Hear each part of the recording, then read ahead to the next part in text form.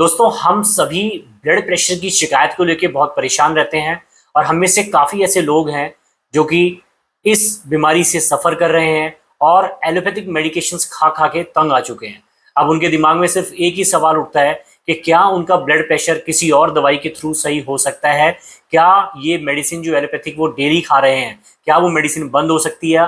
क्या किसी नेचुरल तरीके से उनका इलाज किया जा सकता है? तो अगर ये सारे सवाल आपके मन में आते हैं और आप ब्लड प्रेशर से सफ़र कर रहे हैं तो आप बिल्कुल सही जगह आए हैं। दोस्तों, मेरा नाम है डॉक्टर राजेश शर्मा और मैंने अपनी होम्योपैथी प्रैक्टिस के अंदर ब्लड प्रेशर के कई केसेस जो हैं ठीक किए हैं। ब्लड प्रेशर, पहली चीज़ ये समझिए दोस्तों कि ब्लड प्रेशर होता क्या है।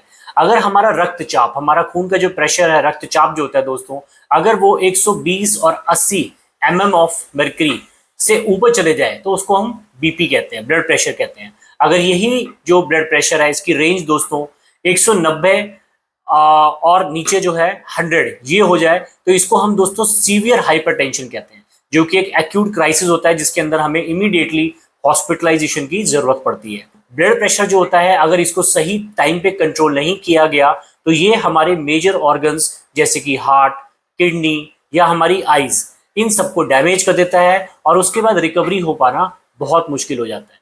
तो बीपी जो होता है दोस्तों वो दो तरीके का होता है। एक होता है प्राइमरी हाइपरटेंशन, जिसके अंदर दोस्तों जो कॉजेज होते हैं वो होते हैं हमारी अत्यधिक व्यसन वाली लाइफस्टाइल, जिसके अंदर हम सुस्त जीवन शैली जीते हैं, वॉक नहीं करते, एक्सरसाइज नहीं करते, अल्कोहल और स्मोक पे हमारा जोर रहता है, खाने पीने में हम जंक फूड का ज़्यादा इस्तेमाल करते हैं और ये लाइफस्टाइल जो होती है दोस्तों इसकी वजह से बीपी ट्रिगर हो जाता है।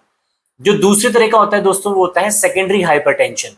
ये बीपी दोस्तों उन परेशानियों की वजह से होता है जो हमारे बॉडी में और कोई बीमारी होती है जिसकी वजह से पेशेंट प्राइमरी हाइपरटेंशन फील करता है और बीपी राइज हो जाता है। फॉर एग्जांपल, जैसे अगर कोई पेशेंट किडनी डिजीज से सफर कर रहा है तो उसके अंदर बीपी बढ़ना अनिवार्य हो जाता है। इसी तरीके से अगर किसी व्यक्ति का लीवर वीक है या किसी को गैस्ट्रिक डिस्टर्बेंस रहता है तो उसके अंदर भी दोस्तों हाइपरटेंशन हो जाती है।